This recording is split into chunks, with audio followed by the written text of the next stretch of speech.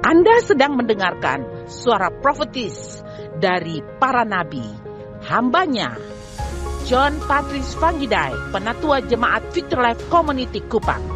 Dengarkanlah dan lakukanlah perintah Tuhan melalui para nabi, maka engkau akan berhasil. Selamat mendengarkan.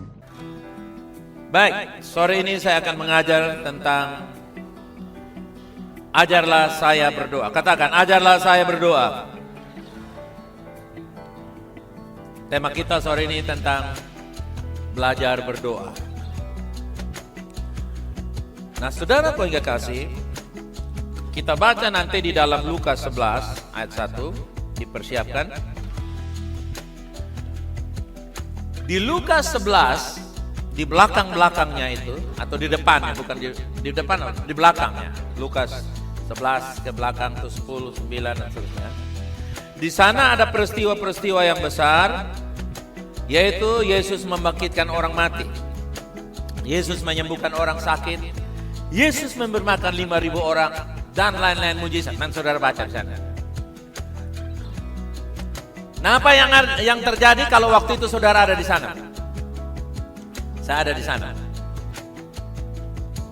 Mungkin kita akan bilang, weh, ini kalau saya sembuhkan orang luar biasa. Ini kalau saya bikin mujizat, 5 roti dikasih makan 5.000 orang, sisa 12 bakul. Wow, hebat. Nah, murid-murid juga pasti bersama dengan Yesus dan mereka lihat Yesus. Harusnya mereka minta itu. Tuhan, ajar saya menyembuhkan orang sakit. Ajar saya bagaimana bikin roti yang 5 itu sisa 12 bakul. Ajar saya membangkitkan pemuda di Nain. Bagaimana pemuda yang lain saya bisa bangkitkan. Ajar saya untuk menyembuhkan orang yang sakit. Anak perwira yang sakit itu dari jarak jauh. Yesus menyembuhkan dia. Ajar aku dong.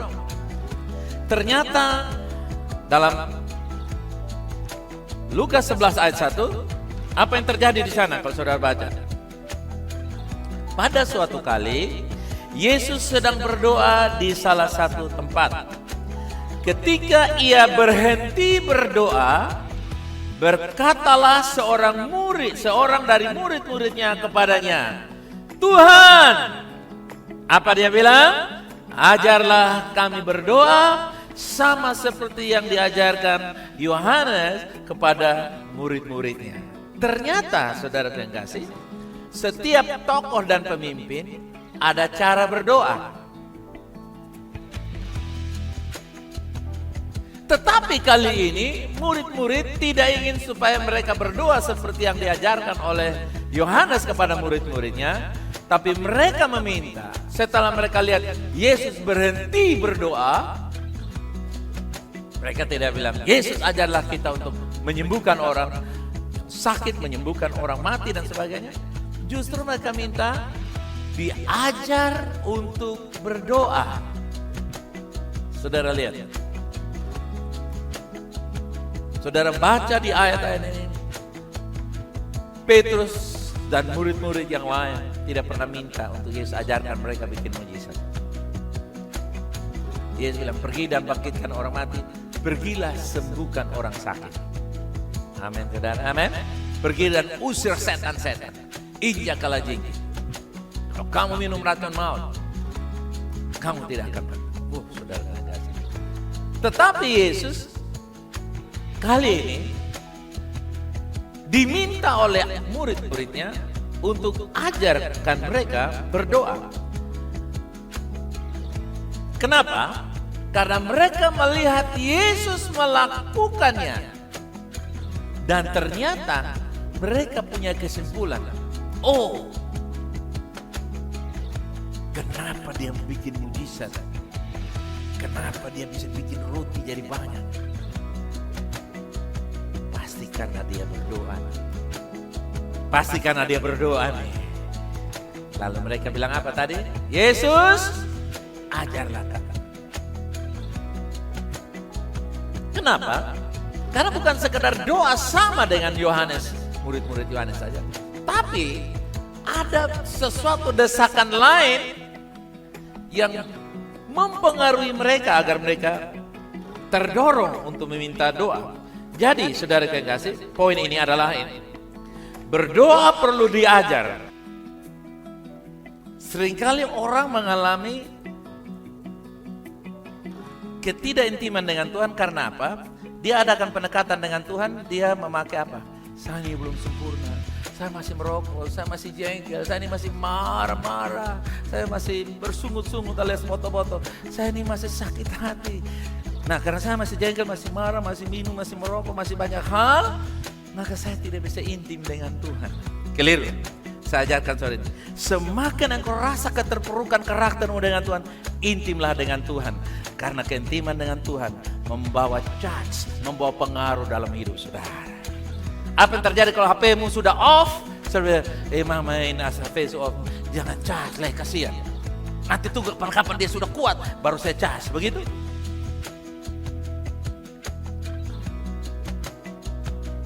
Begitu kira-kira? Nanti HP sudah baterainya sudah full, sudah 4 batang full, baru saya cas. Oh, saya ini masih lemah, belum tahu hafal firman, belum tahu berdoa, jengkel, masih parak istri, masih parak suami, masih jengkel yang anak, kadang-kadang juga masih bamak. Tahu bamak? Dong ketawa. Masih bamaki. Saya mau kasih tahu saudara, iblis ada. Satu lagu lama tuh luar biasa. Banyak kali dosa apa? Banyak kali dosa. Dia bilang kiri kanan, dosa harus dirugikan. Dosa kau diuntungkan. Mulai sore ini saya hapus dosa harus dirugikan dalam diri saudara. Wih, saya tidak bisa perjamuan, saya tidak bisa ibadah, saya tidak bisa konser, saya tidak bisa datang ibadah. Kenapa? Masalah banyak, saya belum sempurna. Justru karena HP low dan off, caslah, nanti dia akan hidup kembali dan kamu bisa bermanfaat. Amin. Itu yang namanya anugerah, merubah cara pandang kita. Sudah terlalu lama. Nah, bayangkan sebenarnya, pokoknya kalau yang tidak berdosa jangan datang di sini. Suci dulu baru datang. Justru karena kita punya kelemahan, kita intim dengan Tuhan. Karena kita intim dengan Tuhan, lama kelamaan keintiman itu biasanya yang kuat mempengaruhi yang lemah. Betul ke sana kakak? Betul ke sana? Sekarang saya tanya, kira-kira ada mesin yang bisa dicas itu mesin PLN? Kira-kira generator berapa kuat dicas itu PLN? Nggak ada, dia sumber. Dan ketika kita connect dengan sumber, kehidupan itu mengalir secara liar dalam hidup, mengalir secara liar dalam hidup saudara. Sampai kamu tidak minta pun Tuhan kasih. Haleluya. Itu dia. Jadi doa pemerintahan adalah keintiman karena penyerahan. Doa pemerintahan itu mempengaruhi emosi kita, kehendak kita. Katakan emosi saya, kehendak saya, katakan. Keinginan daging saya dimatikan. Karena kita intim dengan Tuhan. Coba, saudara marah-marah, saudara berdoa dengan Tuhan. Pasti saudara ada hati, bukan? Tuhan, ini beta cengkel dia sentuh beta ini hebat Tuhan. No.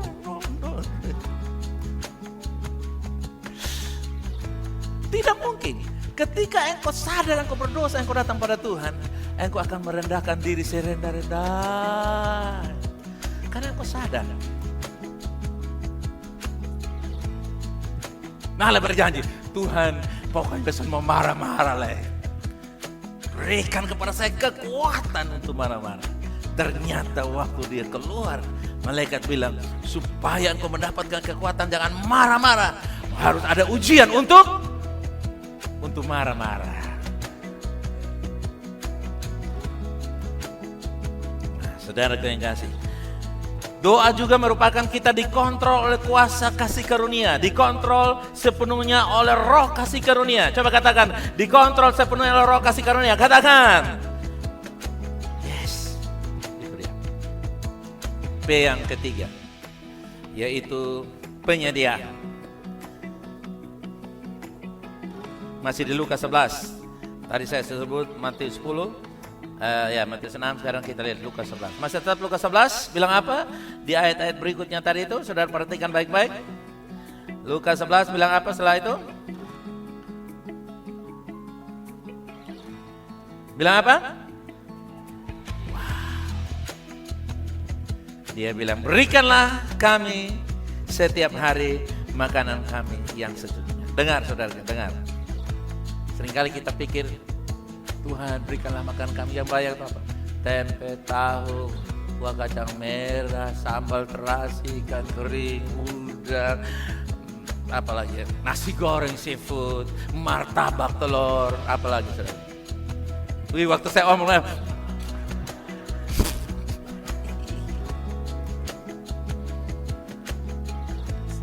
bukan, bilang kiri kanan, makanan rohani, katakan. Nah, kenapa? Karena Alkitab berkata, semua yang materi itu dicari oleh bangsa-bangsa yang kafir. Kita bukan orang kafir, berarti kita tidak perlu cari materi. Makan minum gak perlu dicari. Tuhan sebagai sumber, dia tahu kita perlu berapa ribu beras selama sekian puluh tahun. Berapa banyak jipit, batang lipstick yang kita perlu untuk oleh di mata kita. Tuhan tahu berapa banyak kebutuhan kita. Bisa katakan amin? Jadi yang diajarkan di sini ini minta makanan apa? Rohani. Seringkali kita diajarkan hanya minta nasi, uang, sayur, ikan, segala macam. No way. Dengar, kalau rohanimu kenyang akan berdampak pada piring di atas meja saudara. Pasti Tuhan akan berkati kamu dengan cara Tuhan bisa kasih. Ada satu orang ibu, dia lapar saudara kasih. Tidak punya uang. Ya, tapi pendeta kok berdoa dong. Pak pendeta tolong berdoa dong. Pak pendeta berdoa tuh, ya Tuhan kasih dia pengertian agar dia mengerti mana rohani dalam hidupnya. Bagaimana Tuhan memberkati dia. Amin. Tiba-tiba pendeta tergerak tanya, ibu ada oven di rumah? Ada. Ibu pakai berapa minggu satu kali? Sonde Pak pendeta, beta simpan takut rusak. Itu adalah sumber uang ibu. Ibu tahu bikin kue? Tahu, resepnya tahu? Oke, sekarang ibu bikin kue, jual. Singkat cerita, dari oven itu menjadi bakery yang menghasilkan jutaan. Satu kali tengah, jangan. Waktu mau baking pekerjaan misi, ibu itu bawa uang miliaran untuk pendeta. Bapak pendeta, ini dari oven yang kecil sekian miliar saya tanam untuk pekerjaan misi. Katakan haleluya. Nah, seringkali kita berdoa minta makan, ini bukan makan roti, tapi makan apa? Rohani. Jadi berdoa begini, Tuhan berikanlah kepada saya sebagai suami, sebagai istri, ibu, bapak, pemuda, pemudi, mengenal Engkau, kasih saya makanan rohani, firman, haleluya, katakan amin. Kenapa? Manusia tidak hidup dari apa? Roti, tapi dari apa? Firman. Kalau orang hanya hidup dari roti, dia bukan manusia firman. Tapi kalau orang hidup dari firman, pasti roti akan mencari dia. Jadi, ketika kita minta kepada Tuhan, pasti Tuhan akan kasih. Saya pernah satu hari baru belajar, merenungkan, berkhotbah. Saya baca satu ayat di Korintus. Saya berdoa bilang begini, Tuhan, saya mau persekutuan. Tahun 80-an. Saya nggak ngerti ini firman ini bilang apa Tuhan. Kasih Tuhan. Waktu saya sampai di persekutuan, pendetanya berkhotbah, pendeta orang Amerika, dia baca ayat yang tadi saya berdoa di rumah sana. Dulu belum ada Instagram, belum ada apa-apa, belum ada Twitter, saya tidak bisa follow dia. Tapi kenapa dia khotbah itu? Karena saya berdoa tadi. Jelaskan ayat ini, dan malam itu dia khotbah tentang ayat itu, dan saya sangat dikuatkan. Maukah saudara juga berdoa untuk itu? Waktu baca ayat tidak tahu, suami istri tidak tahu, Tuhan pakai anak-anak Tuhan, hamba Tuhan, pakai pemimpin kami, nabi kami, guru kami, pengajar, pastor kami, pendeta kami, supaya Tuhan bicara. Tuhan bisa. Atau tiba-tiba saudara baca ada uraian tertentu di satu buku, atau saudara buka TV tiba-tiba atau buka YouTube, ada seorang hamba Tuhan yang menguraikannya, saudara katakan amin. Begitu. Berapa banyak kita berdoa, jujur saudara yang kasih. Berapa banyak kita doa Bapa kami hanya orientasinya berikanlah makanan, pikirnya apa? Sandang pangan papan, betul? Malam hari ini, bilang di kiri kanan, mintalah hal-hal rohani, katakan.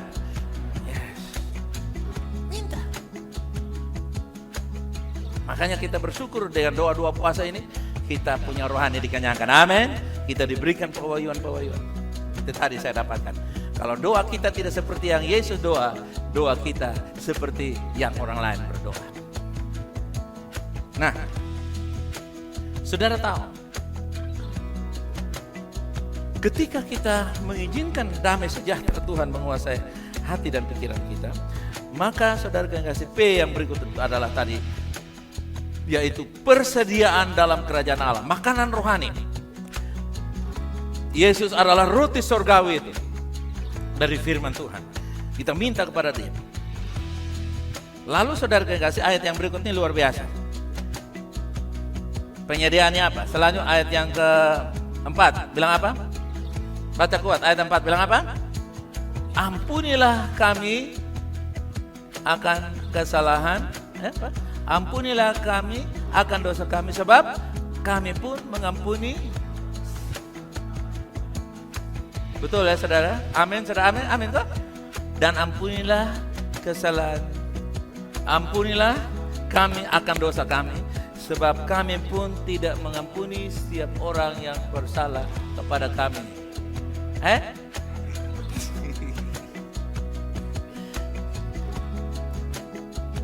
Waktu kita berdoa, Tuhan penyediaan itu artinya dengan penyediaan rohani memberikan kesembuhan dalam batin. Katakan demikian. Jadi kalau kita yang pahit-pahit, kita yang jengkel-jengkel, kita yang marah-marah, saudara kasih dengar. Alkitab berkata ketika kita datang kepada Tuhan, kita minta Tuhan ampuni, itu artinya kita melepaskan pengampunan pada orang lain. Hari-hari ini dunia menurut penelitian secara global, setiap umat manusia dia punya gejala sakit jiwa. Setiap manusia, termasuk saya dan mereka yang mendengar firman ini. Menurut penelitian, menurut apa saudara? Penelitian bahwa tekanan hidup yang begitu dahsyat, masalah ekonomi, masalah resesi, masalah tekanan hidup yang begitu rupa, setiap orang ternyata punya potensi apa saudara? Kalau tidak mau sakit, gangguan jiwa. Dia tinggal di gangguan. Guan orang Amerika tinggal di gangguan. Itu penelitian secara umum. Tapi kita yang mengerti firman Allah, kita bebas dari gangguan. Bilang kiri kanan, kita bebas di gangguan. Walaupun tinggal di gangguan. Anda bisa tinggal di gangguan, tapi tidak bisa diganggu. Katakan amin. Jadi caranya apa? Pasti coba pegang dada nih. Anggap saya ini isi hati. Begini. Tuhan, saya bebas dari kepahitan. Katakan. Artinya, sebagaimana Tuhan mengampuni, saya mengampuni orang yang bersalah kepada saya. Saya bikin perjamuan untuk orang yang, supaya kita bebas dari penyakit. Cancer itu paling cocok di hati yang pahit, saudara. Cancer, kanker. Jadi jangan biarkan cancer itu datang dalam hidup kita dengan menyimpan kepahitan, menyimpan problem mental. Mengampuni itu adalah kunci kesehatan jiwa kita. Ya, di mana kita tidak lagi membenci, pahit kepada orang yang melakukan kecurangan-kecurangan kepada kita. Saudara mesti sampai di tahap itu, bahwa saya menerima pemulihan dari Tuhan. Saudara, supaya kita jangan merugikan diri kita sendiri. Kemudian juga di dalam penyediaan itu, tadi ada penyembuhan, ya kan? Ada penyediaan makanan rohani yang berdampak pada makanan jasmani. Dan yang ketiga ada perlindungan. Coba katakan perlindungan. Nah, baca ayat itu, lanjut kawan. Lanjut ayat tadi dalam Lukas. Dia bilang apa di situ? Pada bagian bawahnya, Dan janganlah membawa kami ke dalam apa? Dan janganlah membawa kami ke dalam pencobaan. Berarti Tuhan biasanya bawa, tapi kali ini kita minta jangan. Loh, kan dia bilang, dan janganlah Bapa membawa kami ke dalam pencobaan. Karena sudah sering Bapa membawa orang lain ke dalam pencobaan. Jangan bawa saya. Jadi Tuhan tuh suka bawa orang ke dalam pencobaan. Jadi saya minta, jangan bawa saya. Jangan bawa kami ke dalam pencobaan. Bukan begitu. Tuhan bisa saja mengizinkan kita masuk ke dalam pencobaan. Karena dunia ini banyak apa? Pencobaan. Tetapi Tuhan memberikan jalan keluar manakala kita dicobai. 1 Korintus 13 ayat yang ke-10. Semua pencobaan adalah hal yang biasa. Yang percaya katakan amin. Jadi saudara yang kasih, dengan kata lain, Tuhan tidak pernah membawa kita untuk melakukan kejahatan. Tapi kejahatan sekonyong-konyong datang dalam kehidupan kita. Dan kitalah yang meminta kepada Tuhan untuk Tuhan melindungi kita. Jadi Tuhan tidak membiarkan kita ke dalam pencobaan, jatuh ke dalam pencobaan. Katakan, Tuhan tidak membiarkan saya jatuh. Katakan. Kalau sampai jatuh, Tuhan angkat kembali. Tuhan melindungi kita. Setiap orang siapapun. Coba katakan demikian, setiap orang siapapun dicobai. Apa saudara? Dicobai. Saudara tidak mencoba, saya ini tidak ada pencobaan. Saya suka mencoba orang saja. Kalau tidak coba, saya suka tes orang. Saudara, setiap kita tidak luput dari. Kita lihat sana, lihat sini, pikiran kita menerawang sana sini. Kita lihat ini, kita lihat itu. Ada orang bilang, kakak, beta nih kalau soalnya menikah nih pikiran kotor terus. Justru waktu menikah lebih parah lagi. Karena pernikahan bukan jaminan untuk Anda bebas dari pikiran kotor.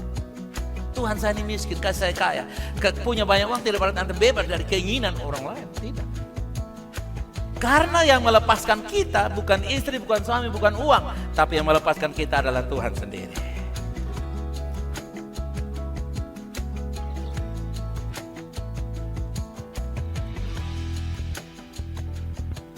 Katakan, kehendak Tuhan supaya saya menang tiap hari. Katakan.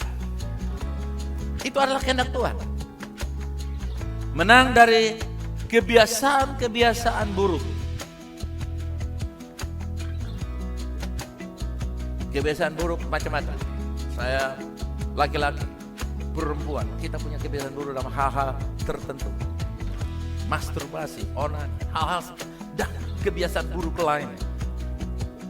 Itu semua saudara kekasih kebiasaan buruk yang saya percaya Tuhan mau kita menang atas Victor. Menang atas apa saudara? Victor, pikiran kotor. Victor kepanjangannya apa saudara? Pikiran kotor. Bilang kiri kanan, Tuhan mau kamu Victor, menang atas pikiran kotor. Nah.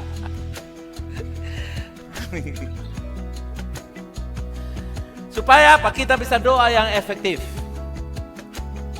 Dulu saya belum mengerti ini, ini pikiran kacau sekali. Tapi ketika saya mengerti, saudara dengar, untuk menghadapi pikiran-pikiran yang miring-miring itu, saudara kasih, kita berkata bahwa saya punya pikiran adalah pikiran orang benar. Amin.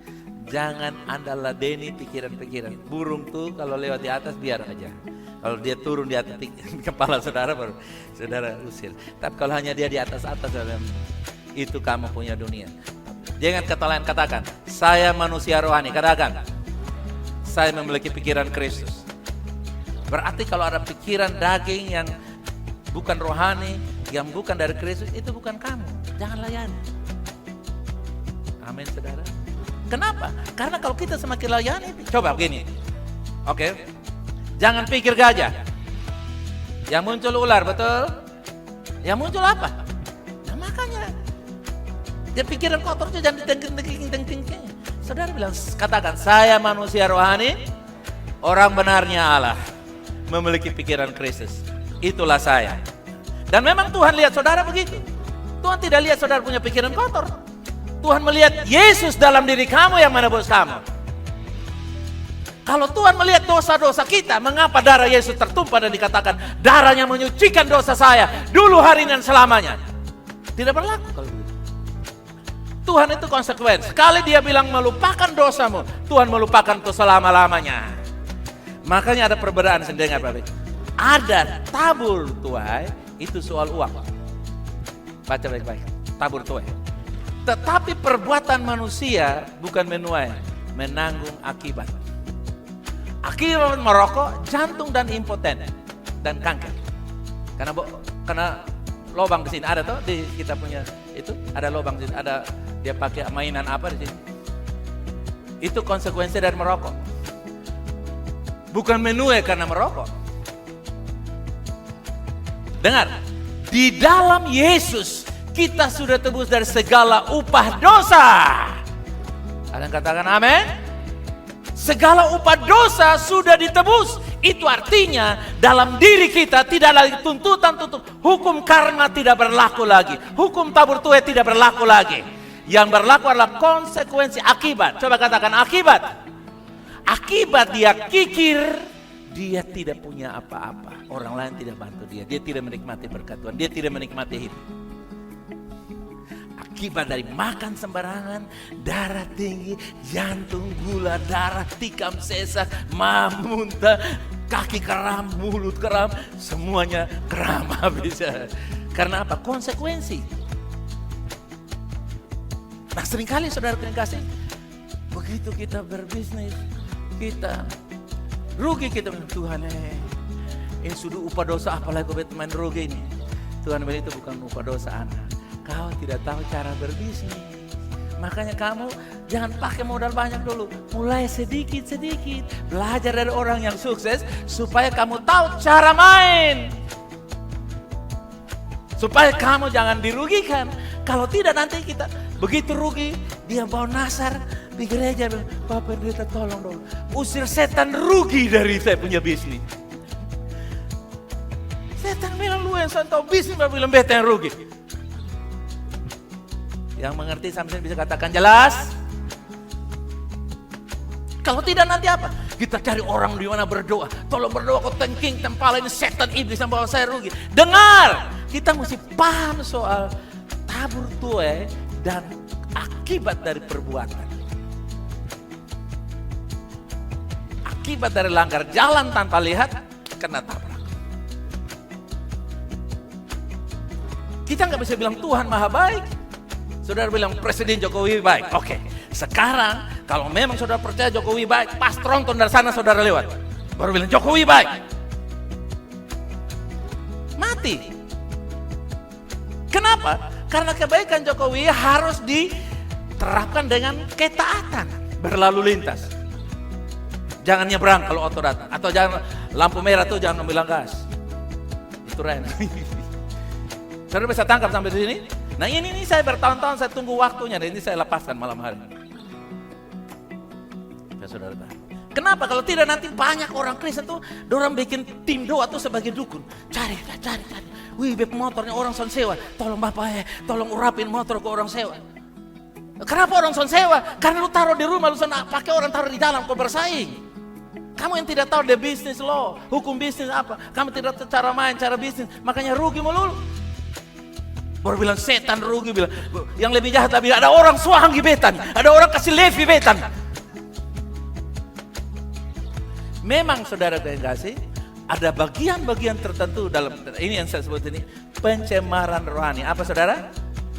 Contoh, pencemaran rohani itu kalau saudara baca buku-buku cabul, film-film cabul, nanti pencemaran apa saudara? Tidur pikiran kacau. Keinginan mau menikah padahal belum saatnya. Kenapa? Karena dicemar oleh buku-buku, kawan-kawan cerita-cerita. Wih, suatu cerita begini, akhirnya kita dicemar. Nah itu kita masih waspada.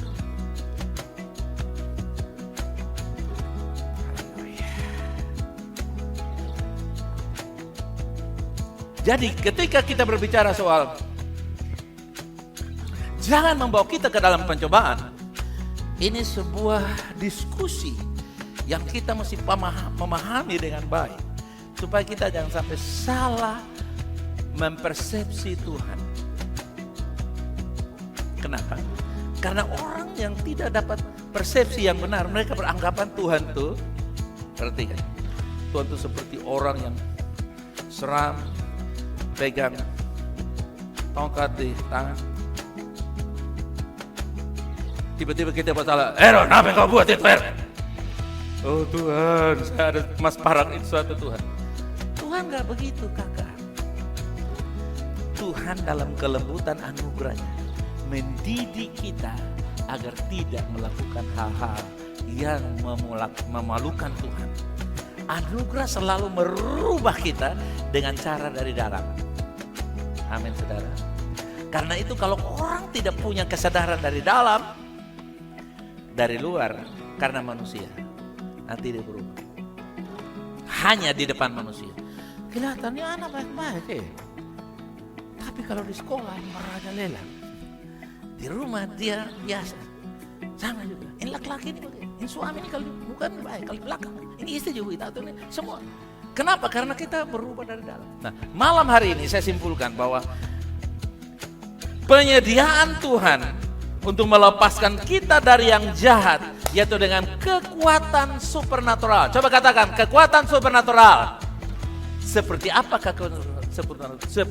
kekuatan supernatural? Yaitu kekuatan kematian Yesus bagi dosa-dosa kita dan kebangkitan Yesus untuk pembenaran dan kekudusan kita. Ada yang lebih dari kematian dan kebangkitan Yesus? Jawab saya. Ada yang melebihi kematian dan kebangkitan Yesus? Tidak ada. Itu yang namanya kuasa supernatural. Jadi ketika kita akhiri pertemuan malam hari ini, kita sudah diberikan pemahaman-pemahaman yang cukup kental. Saya simpulkan 3P. P yang pertama apa? P yang kedua? P yang ketiga? Penyediaan. Nah, ini yang saudara hidupi setiap hari. Sehingga kita tidak berdoa, Bapa kami yang di surga namamu. Tidak masalah. Sampai kalau mau berdoa, terserah. Tapi tidak dianjurkan untuk itu. Tapi mau, silahkan. Karena itu kebiasaan. Oke?